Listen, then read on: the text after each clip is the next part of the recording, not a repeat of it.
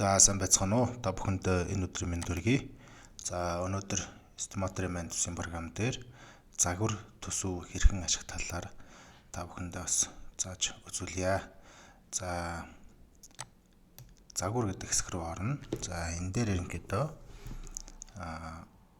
хоёр загвар төсөв бол байж байна. За металл каркастай, дүүргэлтэй барилга гэдэг. За бид нар ингээд яаралтай төсөв хийх, яаралтай одоо үнийн санал өгөх хэрэгтэй болдог. За энэ дээр бол өмнө хийсэн төсвүүдээсээ дуудаж оруулнаа гэсэн үг. За энэ үйлдэл гэдэг товч байгаа. Энэ загвар төсөв рүү ороход хуулбарлах товчийг дарлаа. Окей. За одоо энэ хөө ингээд хуулбарлах процесс явагдаж байна.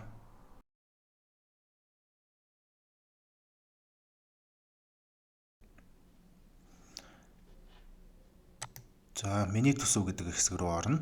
За энэ хүү одоо металл каркастай блокон дүүргэлтэй барилга гээд за 1 сарын 7 20 цаг 15 минут шинжилсэн огно гээд ингээд загвар төсөв маань ороод иржээ. За ийшээ ороод бид нар одоо шаардлагатай үндсэн мэдээллүүдийг бол ингээд засах товчийг дараад үндсэн мэдээллүүдийг бол сольж болно. За энэ одоо Дорногов аймгийн замын үд байсан бол за Дундгов аймгийн өндөр шил гэдэг ч юм уу те. За ингээд дараах гэдэг товчийг дараад за энэ тухайн төсөл дээрээ бид нар за нийгмийн даатгал за нэг 14% тооцноо. За нэмэгдэл зардлуудаа жишг хувиар нь тооцноо. За тэгээд нөөт тооцохгүй гэдэг ч юм уу те. Хууны одоо ажил хийж өгөхөр бол нормчлын сан тооцохгүй, захиалагчийн нэлтийн зардал тооцохгүй, төр байр тооцохгүй, зохиогчийн нэлтийн зардал тооцохгүй, магадлалшгүй ажлын зардал тооцохгүй гэд хадгалах товчууд дарна. За ингээд тоо хэмжээгээ өөрчлөхдөө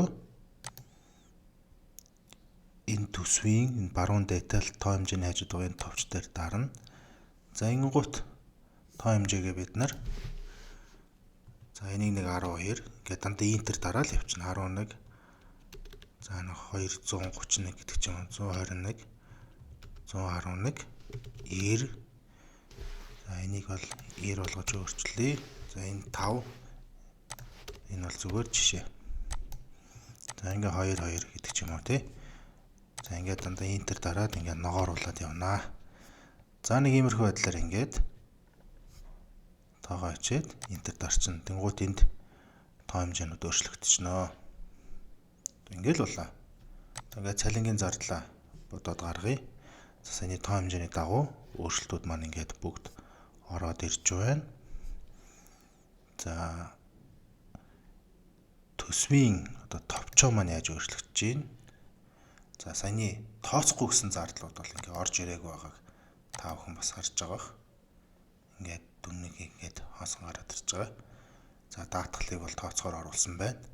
За ерөнхийдөө бол иймэрхүү байдлаар маш хурдан хугацаанд одоо төсвийнхаа өөрчлөлтийг өмнөх хийсэн төсвийн файлаа ашиглаад хийх боломжтой байгаа.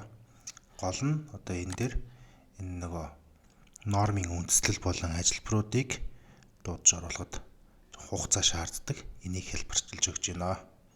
За баярлалаа.